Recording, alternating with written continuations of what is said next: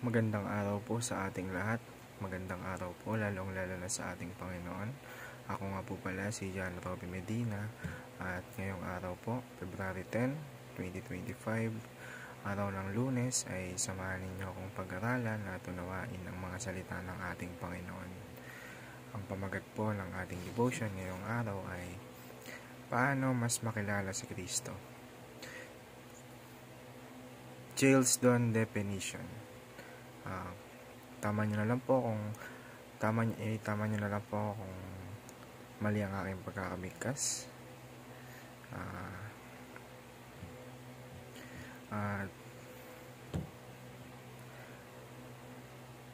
Ang paksa po natin ay magmumula sa Philippians chapter 3 verse 8.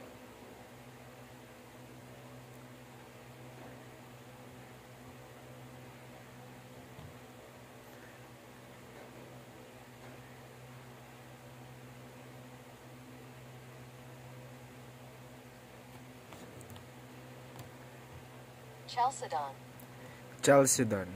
Yan pala po yung tamang pagkakabigkas. Ni-research ko po para hindi po ako magkamali sa Chalcedon. At mabalik tayo sa ating paksa na magmumula sa Philippians chapter 3 verse 8. Sinasabi po dito, "What is more, I consider everything a loss because of the surpassing worth of knowing Christ Jesus my Lord. For those whose sake I have lost all things, I consider them garbage, that I may gain Christ." Sa Tagalog naman po, higit pa roon, ang lahat ng mga bagay ay inaari kong kalugihan dahil sa higit na kahalagahan na makilala si Kristo Jesus na Panginoon ko. Alang-alang sa Kanya, itiniis ko ang kalugihan ng lahat ng mga bagay at inari kong basura lamang upang makamit ko si Kristo. At papunta tayo sa ating katuruan ngayong araw. Unang-una, Christ is revealed from Genesis to Revelation. Mula pa sa first book until sa last ay nireveal na binanggit na ang ating Panginoong Jesucristo.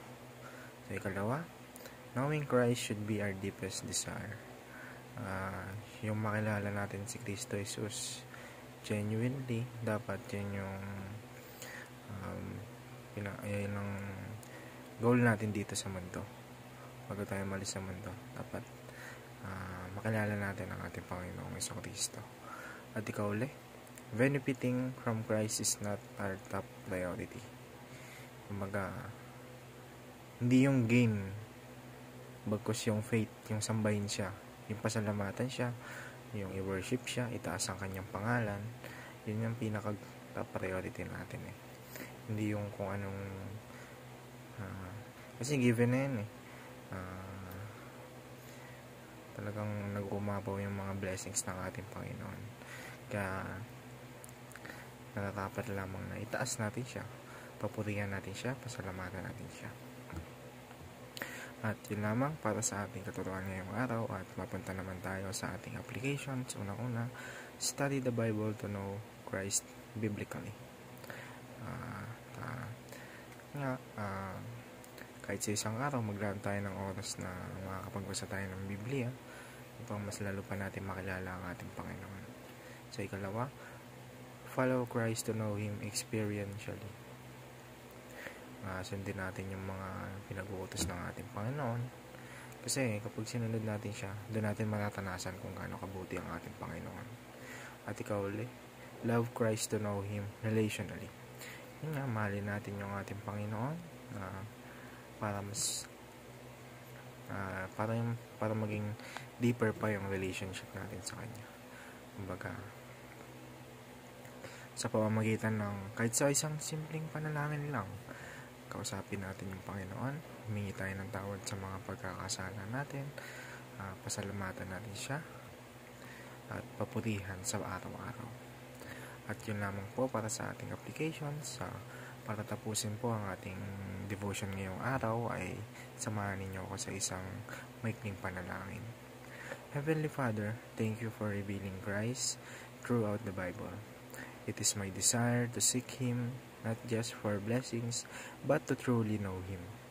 Give me a hunger and thirst for your word so I may know Christ biblically. Teach me to follow Him daily and experience His presence in my life. Fill my heart with love for Jesus so I may know Him in a deep, personal way. Remove the things that distract me from knowing Him. Let me have a real and loving relationship with Christ. I pray this in Jesus' name. Amen. Yun lamang po. Maraming salamat po sa inyong pakikinig. Maraming salamat po sa ating Panginoon at ang kanyang kasangkapang ginamit upang ibahagi ang kanyang salita na si Pastor Russell Ocampo. Yun lamang po. Maraming salamat po sa inyong lahat. God bless us all.